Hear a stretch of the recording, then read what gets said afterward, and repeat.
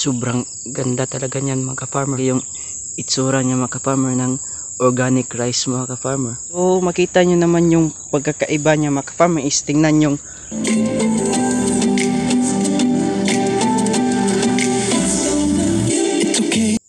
hello mga ka-farmer, no? So magandang araw sa inyo.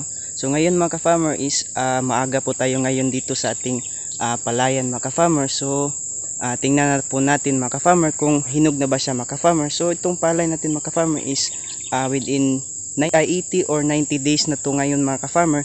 So kasi itong palay natin mga ka-farmer is mga 100 days pataas mga ka-farmer is pwede na siyang anihin mga ka-farmer. So ito na po yung itsura ng ating palay ngayon mga ka-farmer. So ngayon naman mga ka-farmer is may papakita ako sa inyo.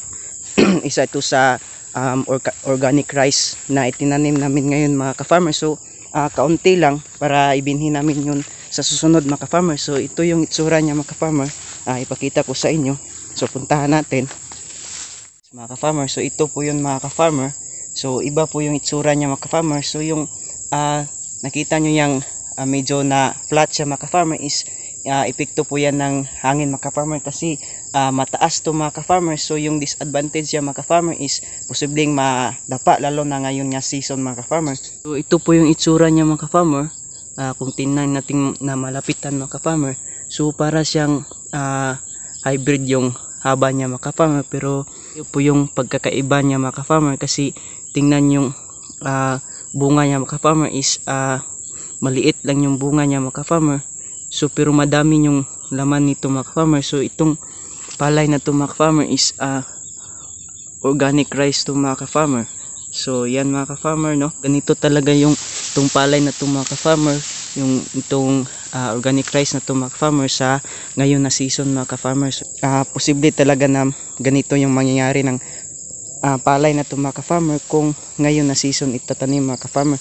So medyo lusog pa naman yung bunga niya mga ka-farmer. So tingnan nyo mga ka-farmer, napakalusog talaga mga ka-farmer. Yan mga ka-farmer, hindi siya natumba mga ka-farmer. So ganito talaga yung itsura niyan mga ka-farmer kung hindi siya matutumba ng hangin mga ka-farmer. So tingnan natin yung dami niya mga ka-farmer. So kukuha tayo ng 5 ganito mga ka-farmer at tingnan natin kung ano yung kadami yung bunga niya mga ka-farmer. So tingnan mga ka-farmer, kuha tayo ng mga 5 mga ka-farmer. So ayan mga ka-farmer, no? 5 po yan mga ka-farmer. So ganito po kadami yung bunga niya mga ka-farmer within 5 stem mga ka-farmer. So yan, so napakadami mga ka-farmer. Sobrang ganda talaga niyan mga ka-farmer. So yan talaga yung itsura niya mga ka-farmer ng organic rice mga ka-farmer.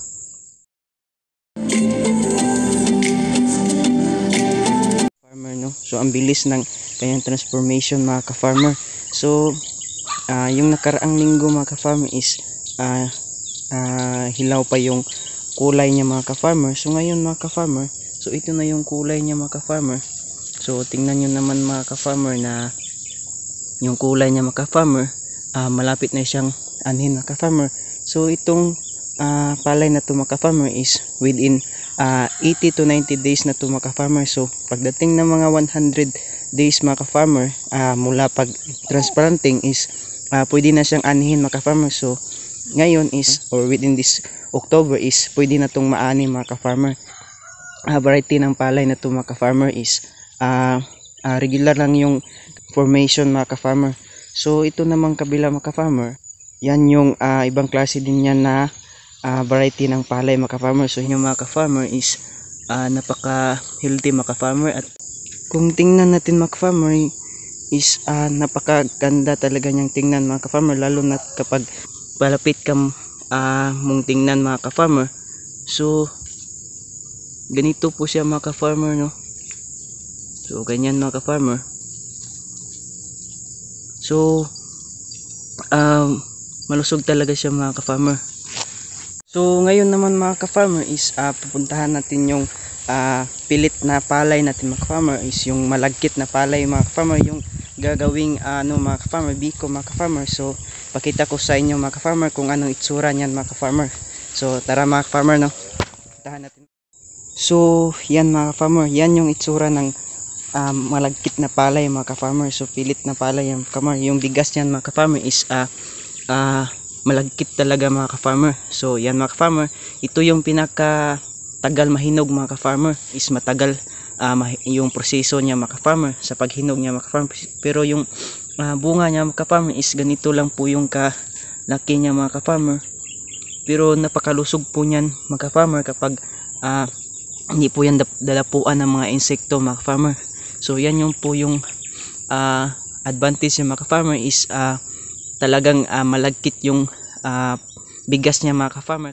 So ito talagang pilit na palay mga ka-farmer is hindi talaga yan mawawala sa bawat season ng aming palayan mga ka-farmer is kasi malaki po yan ng importansya sa amin mga ka-farmer, kasi lalo na kapag gagawa kami ng biko or sinasahog sa kalamay mga ka-farmer. So ito yung klase ng palay mga ka-farmer. So kaya hindi nagtanim kami kada season mga ka-farmer para mayroon din kaming maani ng pilit mga ka-farmer at magawa ring na biko mga ka-farmer.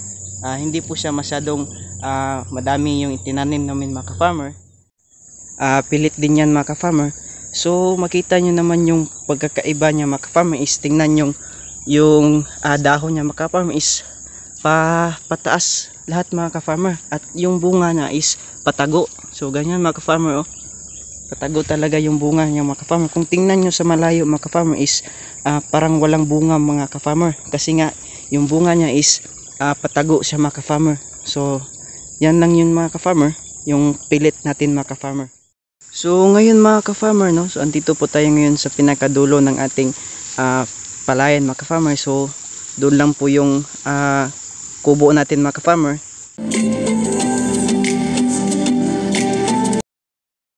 So ngayon mga ka-farmer is kung magtataka kayo kung bakit tinatawag ko yan na organic rice mga ka-farmer, ito mga ka-farmer, kasi po mga ka-farmer is itong rice na to mga ka-farmer is pwede siyang hindi mo nalagyan ng abono mga ka-farmer.